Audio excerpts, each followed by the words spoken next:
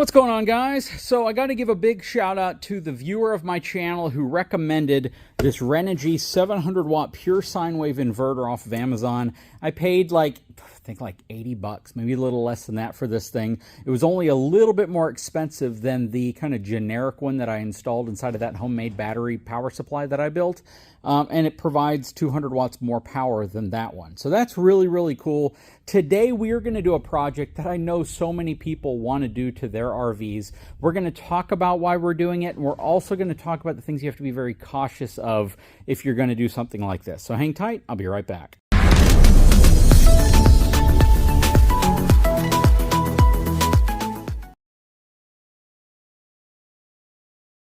Okay, so a few months ago, we upgraded the battery in the front of our 2024 Forest River Surveyor Legend travel trailer from a 100 amp hour lithium iron phosphate battery to a 300 amp hour mini lithium iron phosphate battery from the folks over at Wattcycle. This thing is super cool because it fits in a very compact space compared to the equivalent, which would be 3 100 amp hour Group 27 batteries.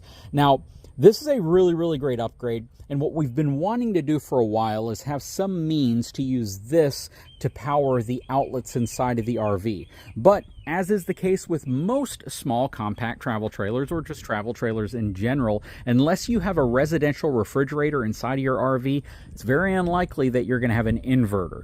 You're going to have a converter, and then you're also going to have your traditional AC power supply as well. So essentially what's happening is the power comes into your RV, it goes to your power station. Your power station will typically just have a converter which feeds out to charge the house battery. Then it'll also be plugged into the same block to be able to power the 12 volt stuff inside of your RV, like your refrigerator, if you have a 12 volt refrigerator, your lights, your slides, your leveling system, things like that.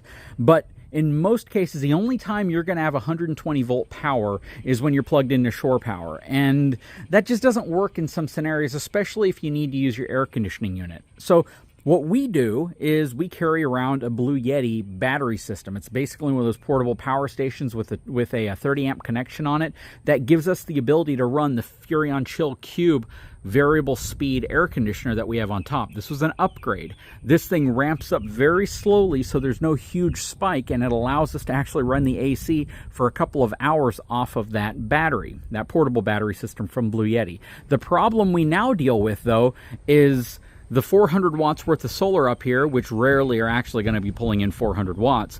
If we wanted to plug that into the Blue Yeti, it's not going to be able to maintain the Blue Yeti for very long. It'll be able to charge it via solar, but not enough to allow you to really enjoy using things like your air conditioning unit or your 120 volt wall outlets, your wall plugs, or your TV, things like that for an extended period of time. So what I want to do is I want to take and install an inverter in here that's going to give me the ability to connect to this 300 amp hour Wattcycle lithium iron phosphate battery. It will give me a 120 volt outlet, and that 120 volt outlet I can then use to charge the Blue Yeti, which will charge at a much greater speed than solar can charge it, and off of a much greater power source. Well, I guess you can't really compare it to the sun, but I think you know what I mean.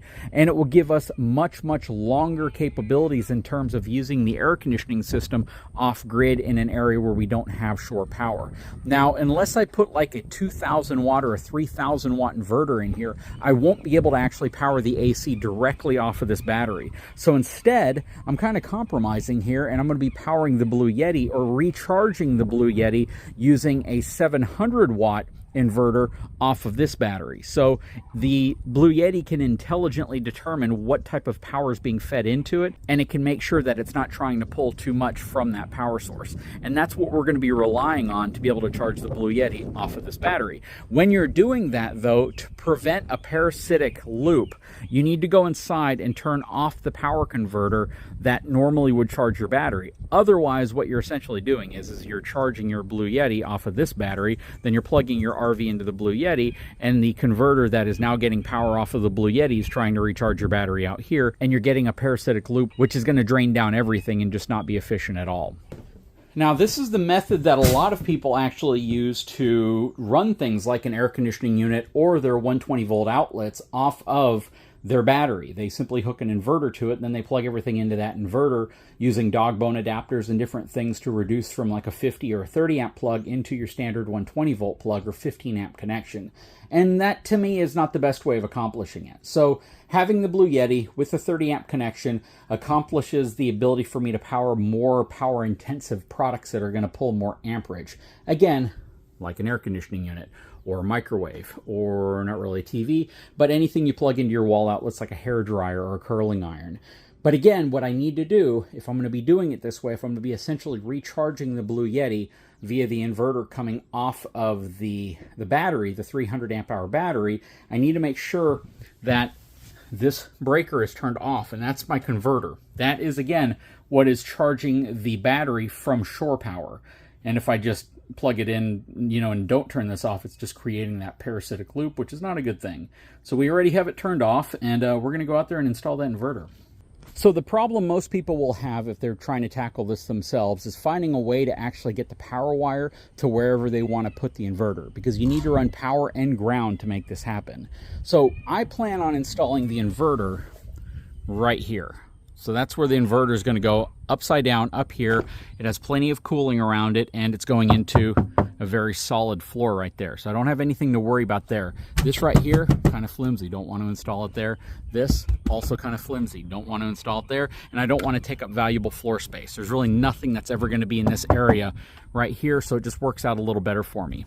Then I plan on actually drilling a couple small holes right here at an angle that will get the power wire out underneath this lip, which is actually a pretty good sized lip. It's about 1.5 inches to 2 inches deep.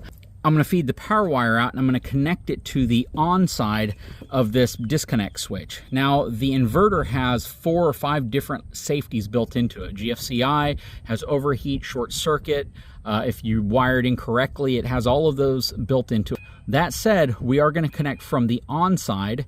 So basically, if I flip this and turn 12 volt off, I don't have to worry about power going to the inverter, but we're going to connect it to the on side here, and then we'll connect ground directly to the battery. So this should be relatively easy, as long as when I drill this hole right here underneath, it gets the wire where I want it to go.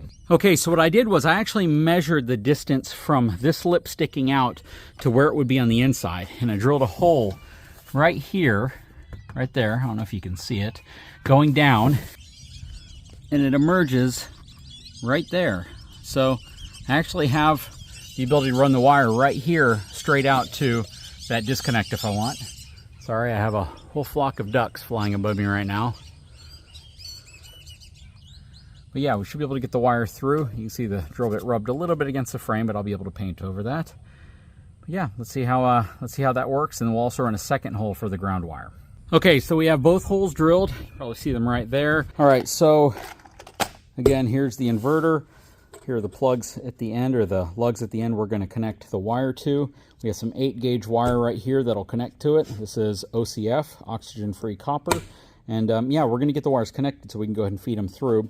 We have a little remote here that's going to give us the ability to turn this on and off. I don't think I'm going to need to really install this, because there's not really going to be a need for me to do that from inside of the actual RV, simply because whenever I use this, I'm going to be using it from the outside of the RV. So I think we'll probably avoid putting this in, because that'll also help me avoid having to cut a hole in the wall for this to be accommodated in. I might hook it up later. I'll have it just in case I want to. But it uses a little Ethernet cable right here to make that connection. That said, let's get the wires ran to this thing so we can get it mounted. Okay, so what I did here was kind of an interesting way of mounting it. I basically put the other lip, the flange that you put the screws through, underneath that aluminum beam right there, and then I put the 2 screws in from this side. And the other side of the inverter is sitting flush up against that aluminum, so I don't think I have any problems at all of that ever coming loose. And next step is I'm going to take a step bit. I'm going to make the hole in the bottom here a little bit larger so I can get some of this front aluminum diamond plate away from the actual holes, and then I will put some putty around the holes, run the wires through, and just make sure that there's no chafing that can take place right there. Okay, so I have both wires coming out the bottom now. It's a very tight fit. I have all the aluminum from this shaved off around it, so there's not going to be any chafing going on. From the inside, you can see that it looks really nice. The slack's working out really well. I'm going to attach that wire. First, I'm going to put in some loom. I'm going to attach it to that front wall. so it is nice and out of the way. And yeah, we already got it hooked up to the inverter. So next we just have to make our connections. Okay, so I have the wire coming down now, covered in loom, adhered to the front cap. I think it's going to be nice out of the way so they don't have to worry about it taking up any of this space. It's going down, coming out the bottom right here. I'm going to seal up the bottom real quick, and I'm going to take apart the disconnect switch down there so I can wire the power wire in and then get my ground wire into the battery.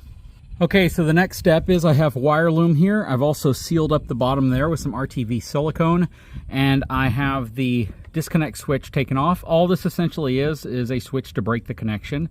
This red wire right here goes into the switch from the battery, and then this red wire right here comes out of the switch and goes to the rest of the RV for 12 volt power. So I'm simply removing this nut right here. I'm going to be attaching this red lead to it, which is the power wire going to the inverter, and then we'll connect the ground directly to the ground on the battery. So this should be everything we need to do to get this going, plus the ability to shut it off from here if I want to shut the inverter off, or all my power, my 12 volt at least, as well as the switch on the inverter itself I can use to shut it off, and all the safety features that are in place will hopefully shut it off if there's ever an event where that needs to happen as well. Okay, so I am just about done. I have the wire rein here, got to cut that zip tie off. The ground is right here. I need to zip tie it right here and then get another piece of loom to cover up that exposed wire right there. And then we're done. But I can already go ahead and turn this thing on, then scoot over here and hopefully just turn that on. And there we go. Lights are turned on, and we are ready to go. So now we have inverted power coming off of the battery into my little bay there, and I can run a power cord off of it and charge up my Blue Yeti. So I have essentially 300 additional amp hours worth of power to be able to recharge the Blue Yeti in case we want to stay out off-grid a little longer. What do you think? That was a pretty cool, simple, and low-cost upgrade, right? And if you're looking to add an inverter to your RV, this is a really affordable way to do it. Just keep in mind, this is only a 700 watt inverter, so it's not going to power a heck of a lot of stuff, but it's more than enough to maintain a charge on my Blue Yeti, which can power a lot of stuff, all the way up to like 2,500 watts. So really cool setup. Just don't do what a lot of people often think about doing, and that's creating what a lot of people call a suicide cord. That's essentially where you create a male and male cord, where there's a male 120 volt connection on one side, a male 120 volt connection on the other side. And in the process of connecting it, you plug it into an outlet, which can cause a lot of potential problems. I would never recommend doing that. That's not what we're going to do.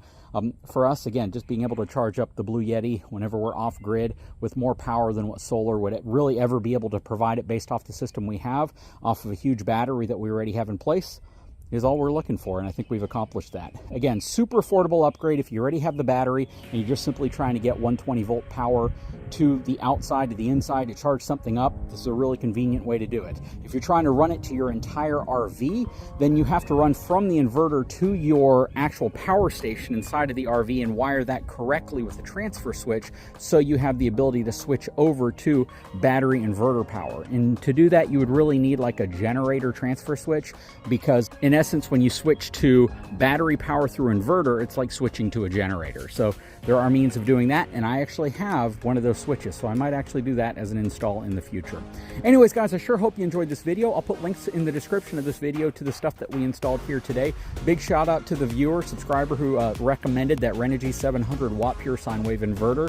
I picked it up, and I would never really known about it without that recommendation in the comment section. Please drop a comment below. Let me know what your thoughts are. If you haven't had a chance, please take a moment, subscribe to the channel, give me a thumbs up, and we'll talk to you again very soon.